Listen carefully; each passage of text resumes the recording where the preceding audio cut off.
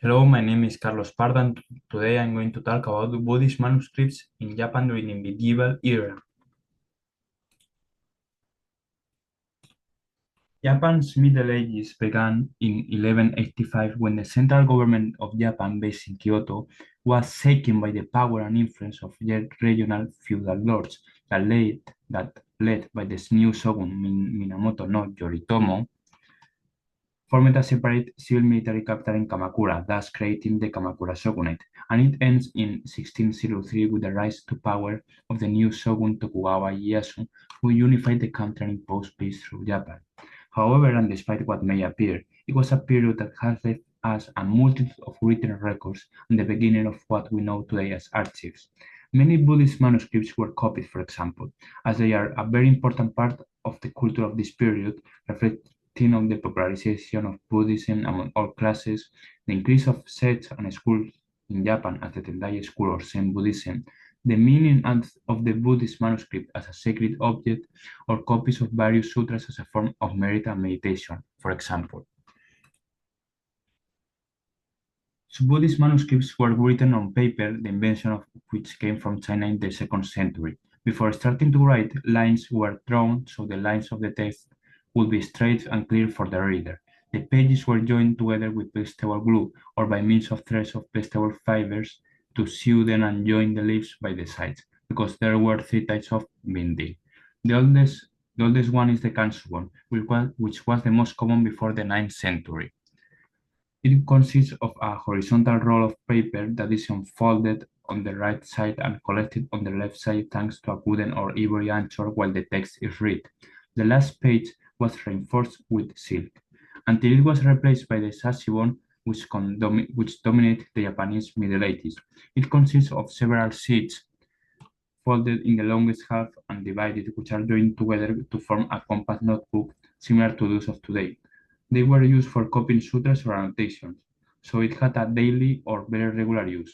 The third one is a variation of the sashibon, called orihon, which is a long sheet of paper folded in several sections and overlapping each other, like an accordion. Orihon and kanshubon could continue to be used as items used only during liturgy, private ceremonies, or decoration. Animal ink, like squid, or bruises like with rabbit skin, were used to write the text. Lastly, a significant change is that from the 12th century onwards, we begin to see colored paper and gold or silver inks, as well as exquisitely elaborated covers or first pages. These manuscripts were written and copied by monks in various temples throughout the country, apart from the famous temples of the imperial cities of Kyoto or Nara, such as Toji or Todaiji Temple, respectively. Examples of Buddhist temples in the periphery with an important copies work were in Nagano, Koyasan Temple in Wakayama, Iyo, or Shinpukuji in Suzuka. Both types of temples would have a special room for keeping the manuscripts safe from fires. The most curious of all is that during the Middle Ages, the various temples in Japan had warrior monks who fought against other temples for possession of more territory and wealth, as well as the rivalry between the different Buddhist schools that existed at the time, such as is the case of the temples of the Tendai school like Enryakuji and those of the emerging Shigon school that was gaining support at the court, Shinpukuji. Nevertheless, there are sources confirming the travel of monks and the exchange of manuscripts and ideas between different temples, so we can see how a strong community of monks and intellectuals were constructed and reinforced due to these material and cultural changes, which were needed for the production of large amount of high-quality manuscripts. Not only Japan was interconnected with each other, but also with the outside world. China was the example that Japan society used from ancient times to build a state and a way of life, including Buddhism and its manuscripts. This, together with the spread of Buddhism through the archipelago and the constant copying and use of early copies exported from China, also helps researchers today to better understand the provident Buddhism of both Japan and China when they were copied and even at much earlier times. Buddhist manuscripts were written in ancient Japanese, characterized by a complex and sometimes difficult combination of Chinese characters kanji and syllabaries of Japanese origin, kana, along with various auxiliary signs systems. Kanji were the first written form used in Japan as early as the 5th century. This kanji would be used in later centuries to refer to nouns, verbs, or adjectives. The kana, on the other hand, will be used for adverbs, markers, onomatopoeias, or words of foreign origin, apart from being used for markers that allow the reader to know the subject, the predicate, the beginning and the end of the action, and where it ends. They also serve as substitutes for kanji or finally to provide an easier reading of the kanji by putting in kana the last syllable of the written kanji. As for auxiliary sync systems, there is the kairiten and also the okototen, through dots around the kanji indicating which kana should follow us. We can see someone's here. As is to be expected in a state of instability and territorial division, different grammatical rules will be used throughout the country. In the case of Buddhist manuscripts, the system of auxiliary things and word order markers varied according to the Buddhist school and to the personal decision of the chief scribe. Although there were no clear punctuation marks as we understand it today, there were other forms of punctuation if you could call them that. For example, phonetic or morphemic markers that repeat the predicate and final particles.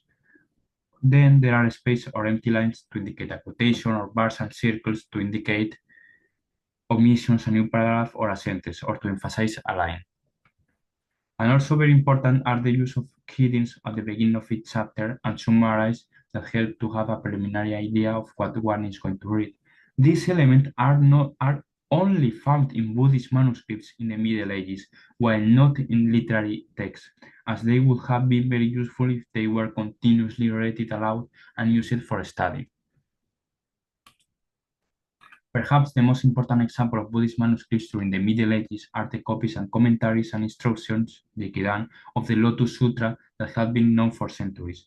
But through the monk Nichiren of the Mahayana and Tendai schools who promote the study of the Lotus Sutra as the true path to understanding and salvation, and the correctness of Buddhism as opposed to other schools seen as dangerous and the cause of corruption that had degenerated into internal strife in the country. Direct instruction of Jikidan were very numerous between the 14th and 17th centuries. They were copied and produced in monasteries dedicated to the education of future monks, Nangiso, like in Nagano, for example, as an aid to their study in classes. Buddhist manuscripts in the Middle Ages are not only simple materials products with a text fixed on them, but it is also very relevant the spiritual and sacred powers they conferred on the manuscripts as the guardian of Buddha's wisdom. Ceremonies were performed prior to the process of copying. For example, the monks cleansed and purified their body and souls, thus trying to disconnect themselves from disturbing forces and material such as the flesh connected with the death, and also they dressed in purified robes. Important ceremonies were also performed after transcription. For example, a very rapid ritualized reading, copying fragments of text on stones or tiles, even writing with the monk's own blood, or the burial of sutras after copying, perhaps to give the temple protection from evil spirits. Thus, we see how they worship in a certain way the text as if it were the Buddha himself, and that this practice emerged from within Buddhism related to the notion of merit, virtue, and purity as well, believing that this practice would also help them in the face of illness or the worship of the dead and a better life in the next life. One last point is that the copying and transcription of manuscripts carried with a high prestige and appointments and rewards from feudal lords, aristocrats, and the court. Lords also gained prestige in front of their own by patronizing temples and sponsoring the copying of sutras in certain temples, not only in temples in the capital, but also in other provinces, as I mentioned before. This is the bibliography, the image bibliography, and thank you very much for your attention.